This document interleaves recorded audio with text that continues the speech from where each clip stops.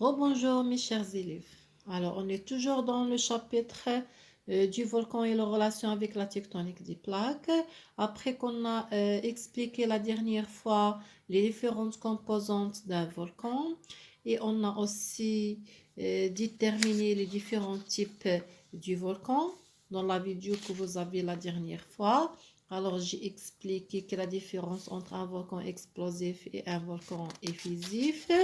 Alors voilà, sous forme de tableau, la récapitulation de la comparaison entre les volcans explosifs et les volcans effusifs. Premièrement, pour les effusifs, il contient un pourcentage de silicate, 70%, alors les explosifs, 50%, pardon.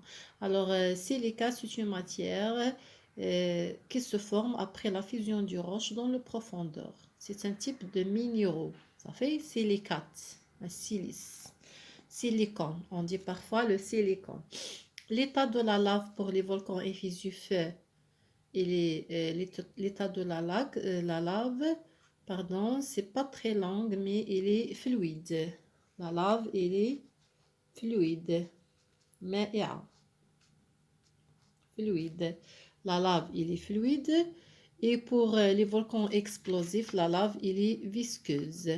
Très bien, il est visqueuse. Comme vous voyez ici, la quantité de gaz et la vapeur d'eau dans la lave. Pour les volcans effusifs, la quantité de gaz elle est faible, alors que les volcans explosifs, il est abondante. Le type des éruptions, il est calme, effusif calme. Alors pour les explosifs, il est violent. Exemple de volcan La Fournaise, c'est un nom d'un volcan effusif. Sainte-Hélène, Sainte-Hélène pour les volcans explosifs. Très bien. Alors, après la comparaison de deux variations de deux types de volcans, donnez une relation entre la nature de la lave et le degré de silice. Alors, si le pourcentage de silice il est très important dans la lave il est fluide. Si le pourcentage de silice il est faible dans la lave devient visqueux. Alors, plus le degré de silicate est important dans la lave, plus il est fluide. Et plus le degré est moins important dans la lave, plus il est visqueuse. Très bien. Quelles sont les variations responsables de la différence entre les éruptions volcaniques? Ça veut dire quels sont les caractères qui vont déterminer est-ce que le volcan il va être un volcan explosif ou bien effusif. Si la nature de la lave, est-ce qu'il est visqueux ou bien fluide, et c'est le pourcentage du gaz.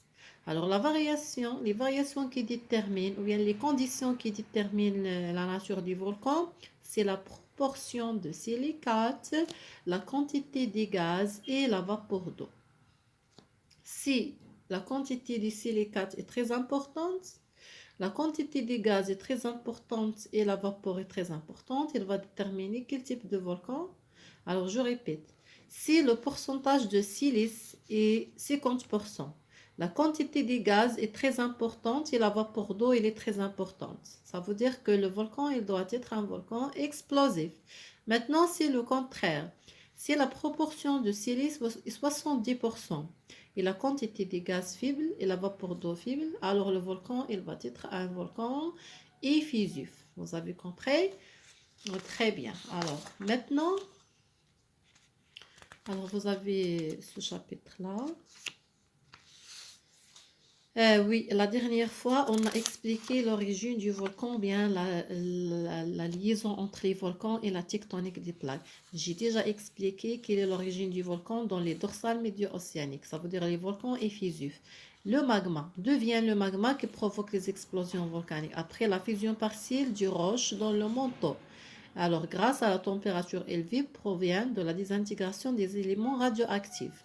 Mais comment le cheminée se forme grâce aux forces d'extension provoquées par l'éloignement des plaques, ce qui déclenche les explosions volcaniques. Vous avez compris? Alors, la tectonique des plaques, elle déclenche, elle provoque les volcans effusifs au niveau du dorsal médio-océanique.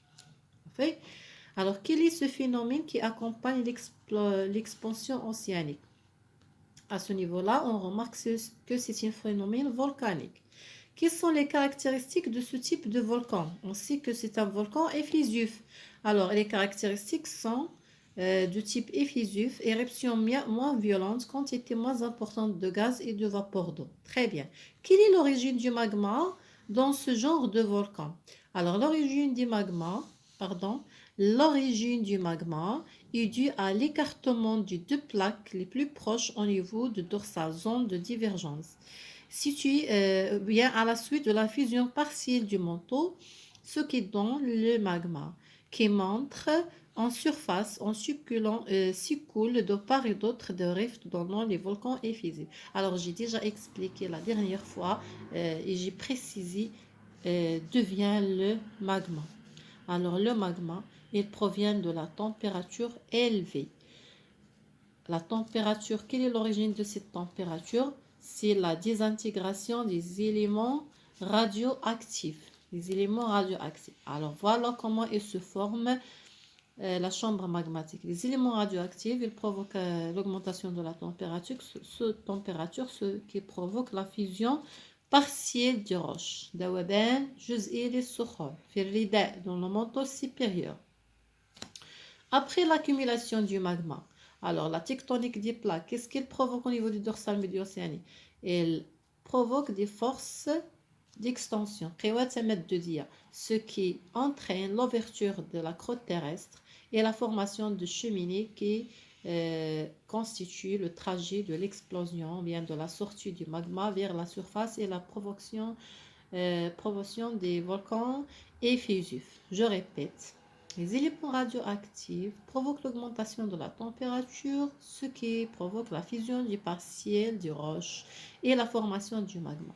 Ce magma-là, dans la chambre magmatique, il exerce des pressions pour remonter à la surface. Alors, la pression n'est pas suffisante pour remonter à la surface, mais le trajet il va être formé après l'éloignement des plaques par des forces d'extension, ce qui forme le trajet ou bien le cheminée à travers lequel les volcans effusifs ils vont s'exploser à la surface. Très bien. Maintenant, on a expliqué qu'est-ce qui se passe au niveau de dorsal médio-océanique.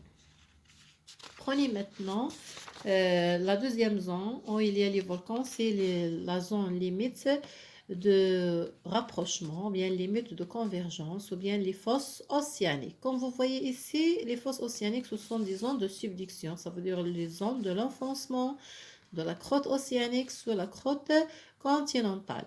Pendant l'enfoncement de la croûte océanique sur la croûte continentale, il y a une température qui se forme grâce au frottement entre la croûte continentale et la croûte océanique. Les frottements, الاحتكاك.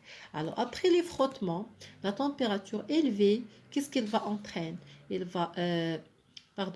frottements, il va augmenter la température à ce niveau-là. La température qui augmente, il va provoquer la fusion partielle des roches. Quelles roches? Les roches du manteau supérieur. Quel manteau? Le manteau supérieur de la croûte continentale. Ce n'est pas de la croûte océanique. Ça veut dire de la croûte continentale ou bien la croûte chevauchante. أثناء عملية الطمر في منطقة أو ظاهرة الطمر في منطقة تقارب الصفائح، انغراز الصفيحة المحيطية أسفل الصفيحة القارية، والاحتكاك الناتج عن هذه الظاهرة يؤدي إلى ارتفاع درجة الحرارة، وهذا الارتفاع يؤدي إلى انصهار صخور الرداء. أي صخور؟ رداء الصفيحة الراكبة هذه، ليس الصفيحة المنغرزة. Alors, pendant la fusion partielle ou bien après la fusion partielle des roches de la plaque chevauchante, alors la chambre magmatique elle se forme. Voilà, la chambre magmatique elle est déjà formée. Et après, ou bien sous les forces de compression, il y a les cassures ou bien les ruptures des roches qui forment aussi une autre fois le cheminée ou bien le trajet de l'explosion de la chambre du magma vers la surface. Alors, et c'est la température qui provoque la fusion partielle. Est-ce qu'elle provient de la désintégration des éléments radioactifs? Non, mais elle est provoquée par la subduction, par les frottements et le phénomène de la subduction. Alors, et après la formation du magma, la tectonique des plaques, précisément le rapprochement des plaques, et provoque la formation des ruptures ou bien des cassures qui s'explosent ou bien qui déterminent le trajet de l'explosion volcanique. Alors, une autre fois, dans cette zone-là de dorsal médio-océanique, toujours la tectonique des plaques qui provoque les volcans. Quel type de volcan? Les volcans explosifs. Très bien. Alors, prenez avec moi ce texte-là. Le document 2, ça veut dire celui-là, représente le phénomène de subduction. D'après le document 2, quel est le phénomène qui accompagne la subduction et quelles sont ses caractéristiques? Alors, on remarque ici qu'il y a quel type de phénomène que vous avez observé. On sait qu'il y a les séismes, mais dans cette carte-là, on voit que des volcans. Alors, le volcan. Quelles sont les caractéristiques de ce volcan-là, puisque c'est un volcan explosif? Alors, le phénomène qui accompagne la subduction est le volcanisme. Ces caractéristiques sont les volcans explosifs, éruptions très violentes, quantité importante de gaz et de vapeur d'eau, émission de la lave. Quelle est la nature de la lave? C'est visqueuse. Quelle est l'origine du magma dans ce genre de volcan? L'enfoncement de la plaque océanique la plus dense dans la sténosphère au niveau de la zone de subduction, zone de convergence, permet la fusion partielle du manteau supérieur de la plaque chevauchante. Ce qui en résulte un magma qui monte aux surface donnant du volcan explosif. C'est ce que j'ai déjà expliqué. Alors, ça veut dire les volcans, bien la fusion partielle du roche et la formation du magma, il provient, bien il est provoqué par la température élevée. Mais d'où vient cette température? Il est provoqué aussi par la subduction, bien les frottements entre la plaque océanique et la plaque continentale. Très bien. Alors, conclusion générale. La mobilité des plaques engendre, ça veut dire l'éloignement et le rapprochement, engendre les volcans effusifs au niveau du dorsal médio-océanique, les zones de divergence, et des volcans explosifs au niveau des zones de subduction ou bien les zones de convergence. Alors, j'espère que vous avez bien compris. Merci et au revoir.